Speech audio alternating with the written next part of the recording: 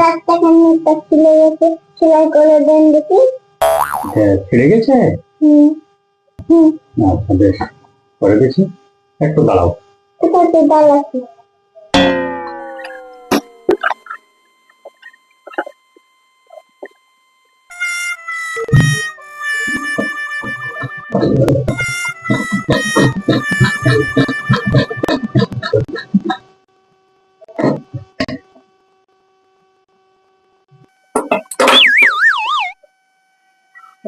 এই নাও টাকা।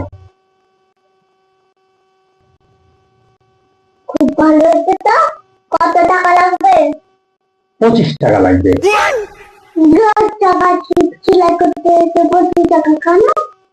আমি 25 টাকা দিতে পারবো না। আপনি এই টাকা সেলাই করেছেন, এই টাকাটা লিখে দেবেন।